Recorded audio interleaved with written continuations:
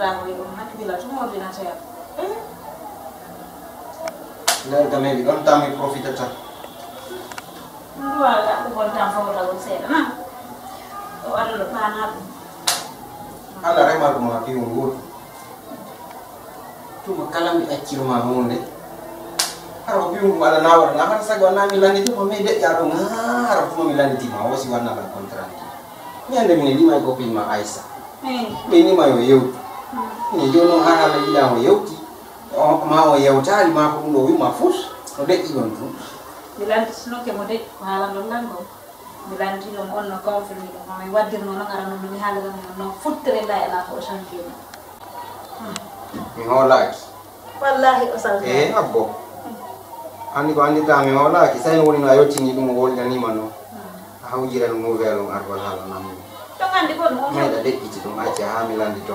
O hewti ti woto man. Dikene o hewte de minata ka ta on dani ke. Made min ara hara hido mo kipio mi hido mo kipio hida no de ranjuma ngulu wata to ha mi jiti ngulu ko mi hala le. Asal jale be wala. Dalan ko wa do lo ko fo ar to la na. Osanzali fiu wallahi kono hala no la ngaba ko nanga de ngiri ngaba Ala ndike mo serieusement. wallahi bilandi ma de on pagaya la ko ni ka do mukina Dan sar. Andi ko affaire mariage ni. Sedan kala ko yewta mo femu. Ko yettir sérieux. Wanda ko sobe wonda. Kanga le jabo ma hore sobe. Na yetti gore yagal. Na yetti dum sama kan. Fami. Ma sa andi wata mo yewti no falla yewti mo no. Acca mi jotna mo mi yewta mo fala mo ala le o ngandina tadi ko long hala kono no o sanjali fiu no mi yewti ma on non ko no Madame Sarva kimi hala andi ko fala ko affaire mariage ni afami sagon kala ko yewta mo fi mum akita sérieusement yewta ara yewtira mo gore yaga ayewtira mo sama kala quoi yewtira mo sobe kanga do jaboro ma sobe afami donc ma sa andi awata mo yewdi mo fali te ayewto mo jona la accès mi nodda mo mi jodina mo mi yewta mo très bien ko fala mo yewde ko o jona la réponse claire na problème mi hada on noddo mo yewto mo de a yaada golle bimbi o hewtida kiki kono non ber ko tawta ko himo wayla wolande bana abu layla na o hersayla himo wayla wolande kala ko fala hayso yaltidi o golle bimbi o hewtidi kiki ara mo wanda la contrat ni mi wadi dum mi wadi dum do an na hala ko la go hala ko mo dum bata no waay donc wallahi man ni ha ni la fe go ta ok merci John problema la mi ko confirmation ma ko bisa bin ok John ni gasi mais alors di fa mo di o confirme problema la e nada ko editi ko on è lì to mia la simano okay sukara udal na oh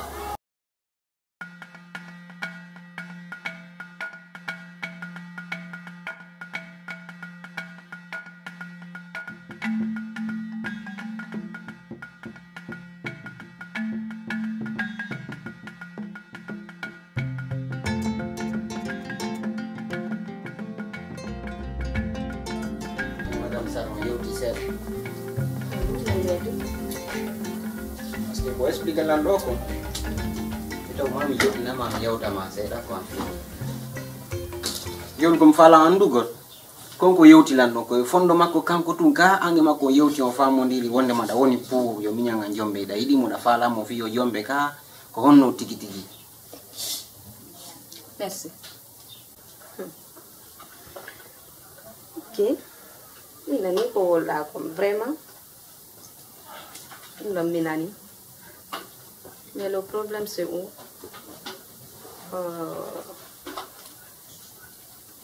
andi hunde kala ko berne ma nden jentoto da quoi. On famde. Ta jenti ke berne ma ne ko den don gitatama. Ko buram ma ko mo yande. Si a jenti ko yimbe be wolta kon si yimbe be wolani ma bien sûr que no wonde importance. Mi are ko berne ma ne halantama ko dum don buri wonde ko. Sappo no waw ma wolande. Mais si den don décide hare c'est ce qui est correct quoi. Tu vois donc. Minyama il n'est pas mal quand même du tout. C'est un jeune très bien. Et mon mari hakil tout ça là. Mais le problème c'est où avant que mi de nyamba hari déjà yigo ko berlia avant mo wona de la proposition tu vois non on le kadi mo mi ta berlia non no wala no langwa nyamba furi no franchement il est bien quand même problème ala donc stay woni no yi gano no wana ki masai go kadi welo ma alla wadi ay déjà ay welo ma sa hali men fi on donc mais wax ma walu gol fi on no kadi quoi parce que ni ko gonti ame on da fami ah bon voilà wala la fiolo walete est-ce que ça c'est sûr ni hala ni madame Sall ko nya c'est sûr ati 2002 c'était un walaila har si bien sûr confirme non la no ko walaila ni hala no joni kat c'est les mêmes indicateurs minini mi fanno mi nyanga jombe mena obligatoire faut que tu ngo jombe kanko jombal ma yi goddo go mo falla mi wallete ha jombe da fami men ni ko me falla ko ha jombe mo mi falla mo no ko gite ando o wodi takila ça fait tout ma mi wuditi de wo mi yeymo wolu golon non kadi hollamo hare na ko sattino leer de mi falla wo mi yeymo ɗum non wona ɗiɗo wona foto mi faala kono mi faala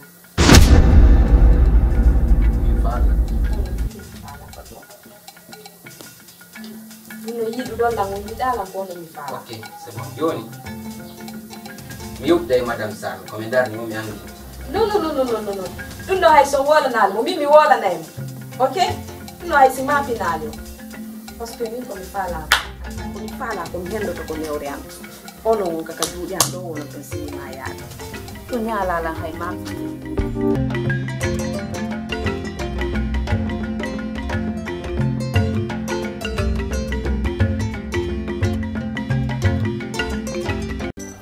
Aïcha mode no mapi de fi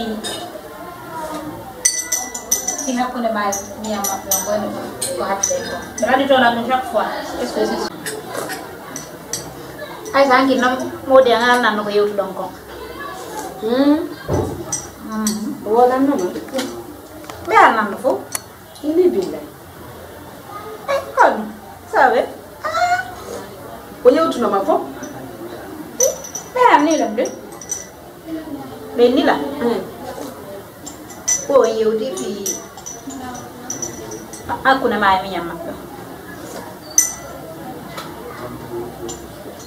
be ani lan kadi non ngala ma non to ko yob don ko fo be ani lan ko non kere ay to smilande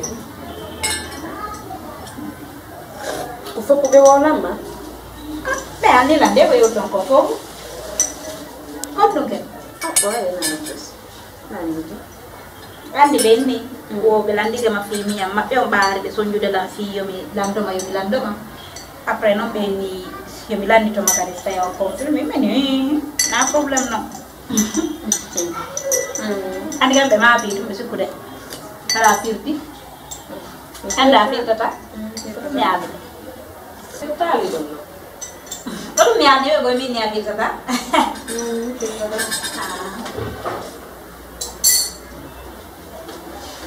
no nai ya kama ki nyam li goy yo di sanjo ka ay sa sanjo ya yetti mi sori andi man okay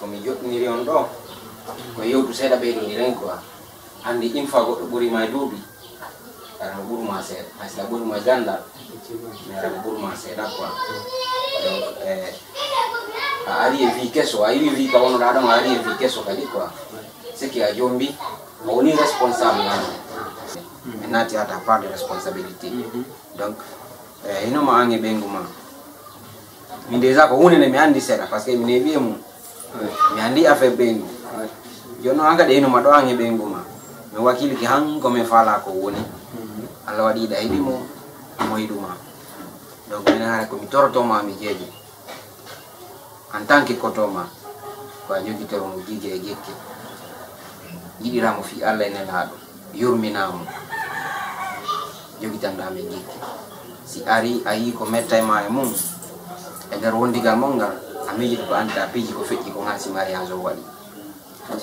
afami ayeji tagi samone umako donc kanko men la même chose aussi wadi ndum torto mo quoi kanka lan tori mo munyal e doftagol o doftoma o teddina me menen do fo une fois de o dofti ke ma o teddini ma menen do fara mo teddini me donc ala ko sifa dum mal ko to mo kanko kadi quoi. Ok koto oui ala binani ko yewtu d'accord binani kadi ko madame Charles yewti ko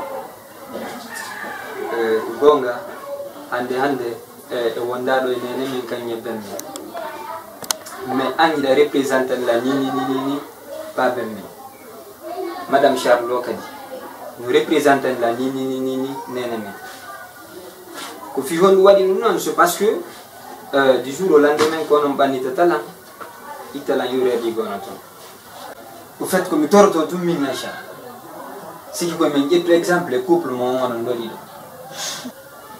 parce que fio no ngai hande tellement que mi welti ande wana be ngwan sikko do defi minimo tanti aray donc ko andingol vraiment Aisha vraiment waya wallila mi hebi sonnajo mi kadi ko mi teddine mi beyda teddingol ma buri ko mi teddino ma ko ngari. ok ko watti don kadi la marane surprise molna do quoi kono ko nyalande sabbino den ko ande nyalande hande Allah wadi nde hewtinde tawi en donc surprise on ko dum e woni do en yurmondiri en woni do ko nebi de yididirani hande Allah wadi an kadi a jombi Aisha santi an do to mo wono dala zera siwan do to on kate set on dala siwan kate set do donc kan santi on gasino donc yondo zulu ngande ndakadi ko sundu ma Aisha mon Dieu merci beaucoup mon grand frère Anikala ko moda c'est pas fait pour moi diverti que vraiment bonata oh mon Dieu vraiment koto tellement que comme welti kon c'est parce que waytu go welti wona ta habela si wana wallahi minna ya habando kon waytu madam mono jodi ta ko ando acemno c'est bon aci mnata to no wata fati do yoni na mi habena parce que obo mi oh mon Dieu merci Allah jarama de weltike wallahi weltike buri wallahi e boy weltike merci beaucoup à toi aussi parce que ça il do pigi fon wadde ko mo parce que le corps qu'on fait au debbo ma ko mo weltike buri merci beaucoup merci arami ay mi huju do dargal ko alam fut no do goldo mi ganto madame landerga Aisha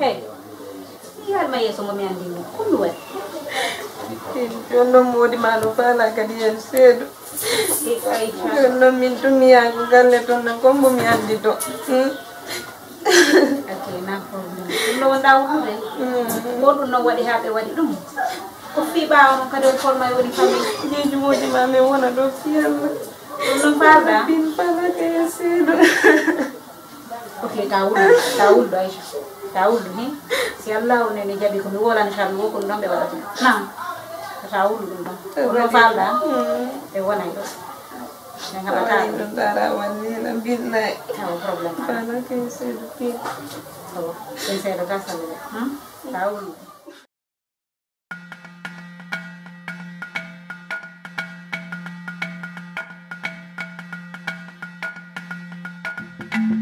pellet Allah hida suti o gorko jombila kono mi yida mo fiw ta suti bernde ande bay ko an to way ndarde berde goddo mi yida mo fes joni non ko sarl mi yidi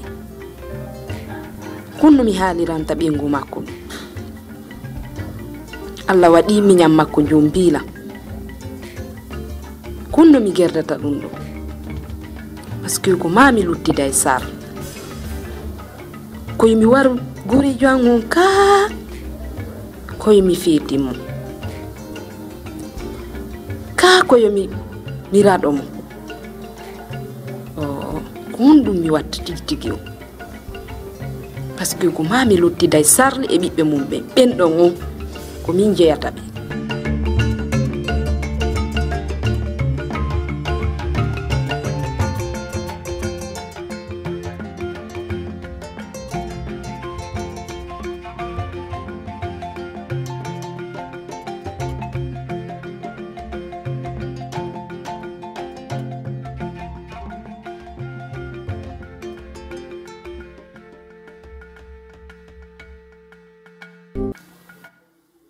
Aisha, donc ko mi ala ma do kon fu ha joni ananal ko mi ala ma kon famu da on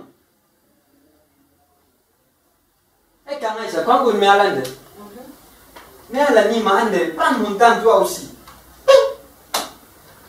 ko wonda wadde mi ala ni ma mi don kiade ko nen tuni don ko der galle ga écoute-moi, c'est moi ton mari qui te parle, s'il te plaît. Il faut prendre mon temps aujourd'hui, pour l'amour de Dieu, toi aussi. Prendre ton temps, laissez mon travail. Mais avant tout d'abord, c'est moi ton mari.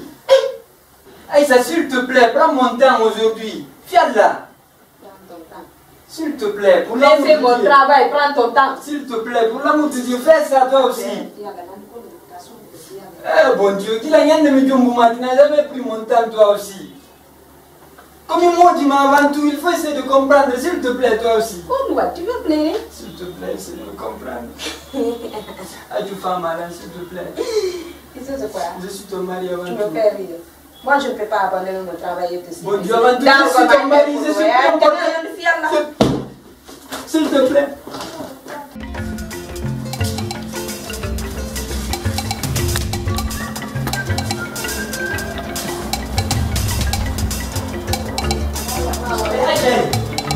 Écoute-moi, qu'est-ce qu'on va pas avec toi?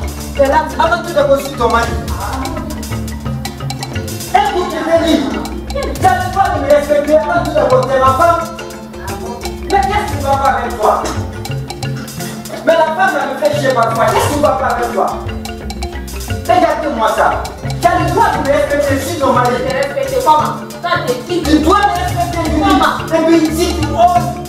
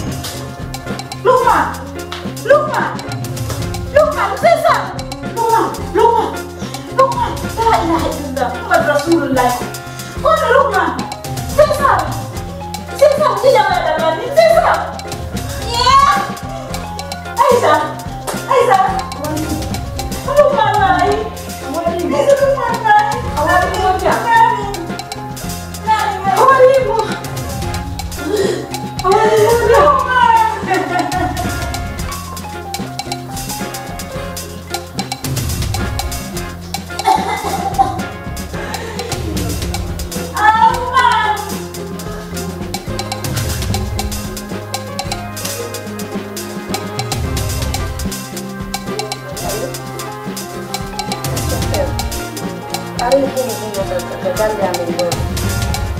Pun ma do. Kami susah. Ada orang hebat ini yang problem. Merci inspecteur, merci beaucoup. Allô, maman. C'est ça. Awali moja. Nami maisha. Awali moja maisha. Aise ni wewe. Mimi awali moja. Awali moja. C'est ça. C'est ça. Awali moja.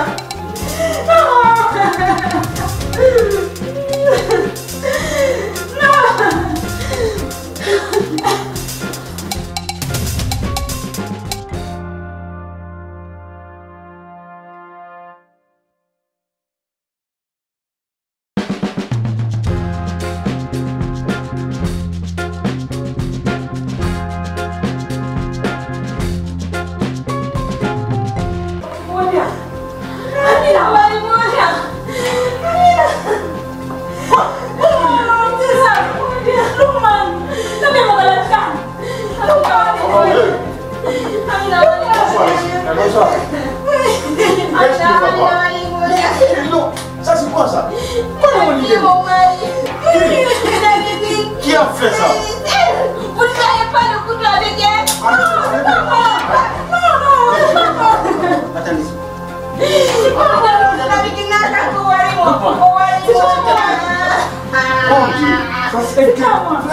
Madame Sarr. Excusez-moi. S'il vous plaît, excusez-moi. Rien ne va. Madame Sarr. Lève-toi, lève-toi. Lève-toi, dis donc. C'est son mari?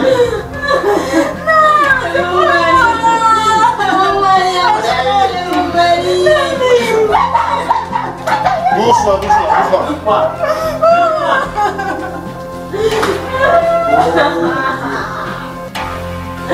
Pourquoi moi, Amina, tu es mon mari?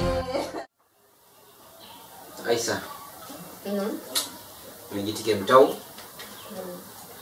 ñalaade no seeda siki hande kadi ko ñalaande goo mi perdinene gooto an o mi perdanene gooto an o few taw ko ñawoore nde waɗu hande taw koɓe iddi koɓe non c'est pas possible ɓe gon tigi condamné 10 ans. Allah mo yiri no. Madame Sarr le tigi. Allah mo yiri no.